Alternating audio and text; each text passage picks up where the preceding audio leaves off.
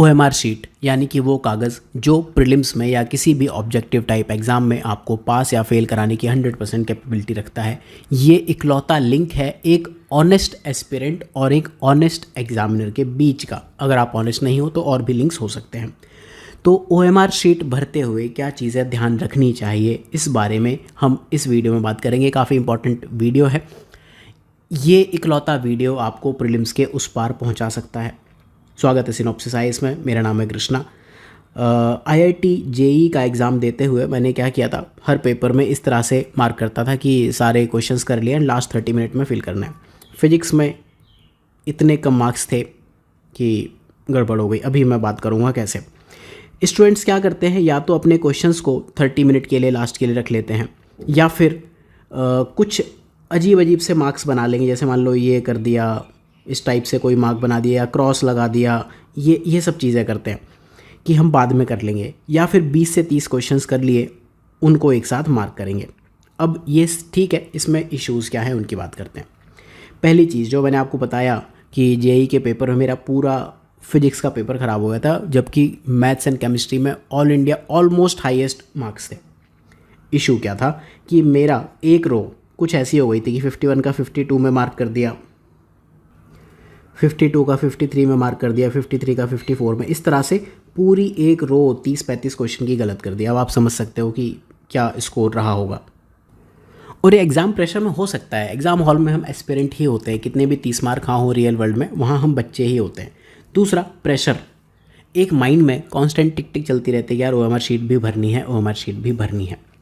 इसके अलावा हम टाइम कहाँ वेस्ट करते हैं। एक तो मान लो बहुत इजी क्वेश्चन पूछ लिया कि 1919 का एक्ट किस बारे में था, ABCD। आपको ऑप्शन दिख रहा है कि कॉन्स्टिट्यूशनल डेवलपमेंट। आपको इमीडिएटली क्या करना चाहिए, C ऑप्शन ABCD में C मार्क करके आगे बढ़ जाना चाहिए। आपके +2 मार्क्स से अपने पास लिख लोगे, +2 हो गए। इंस्टेड ऑफ दैट आप जब वापस से OMR शीट भरने के लिए आखिरी के 30 मिनट में आओगे, बहुत हाई चांसेस हैं कि आप ये क्वेश्चन वापस रिविजिट करोगे।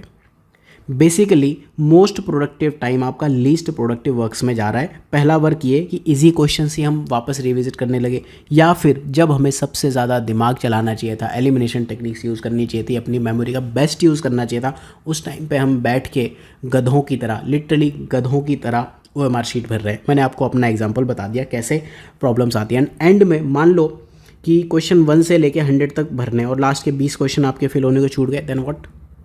तो ये सब कुछ मेजर इश्यूज़ हैं। 5 इश्यूज़ मैंने हाईलाइट किए हैं। अगर कोई इशू और आप जानते हो तो फिर कमेंट सेक्शन में ज़रूर बताओ। अब इसका सॉल्यूशन क्या है, बहुत सिंपल सॉल्यूशन है। कभी कभी सिंपल चीज़ों में बेस्ट सॉल्यूशन छिपा होता है। सबसे पहली चीज़, एक क्वेश्चन जैसे ही सॉल्व हो बबल कर दो। अब आप कहो कि यहाँ तो प्रॉब्लम है, तो फिर मैक्सिमम आप क्या कर सकते हो, एक पेज पे इस तरह से क्वेश्चंस होते हैं। अगर छोटे क्वेश्चन होंगे तो 6 होंगे। मान लो ये 1-2 क्वेश्चन यहाँ है, तीसरा यहाँ है, चौथा यहाँ, पांचवा यहाँ। तो आपने कहा इसका A है, इसका B है, इसका D है, इसका A है, इसका C है। इमीडिएटली 5 क्वेश्चन मार्क कर दो एंड ये पेपर ओके। मान लो क्वेश्चन नंबर किसी और पेज पे मान लो ये 2 क्वेश्चंस आपके छूट जाते हैं, इनको आपको नहीं पता, बट यहाँ पे आपको पता है कि A नहीं है एंड D नहीं है, तो इमीडिएटली उनको क्रॉस कर दो। या फिर यहाँ स्टेटमेंट, इस वाले में मान लो स्टेटमेंट 1, 2, 3 लिखे हैं, फिर ऑप्शन ABCD। इस तरह से आपको पता है 2 तो नहीं है, एंड 2 के बेस पे सपोज A एलिमिनेट हो जाता है, तो इनको आप कट करके रखोगे।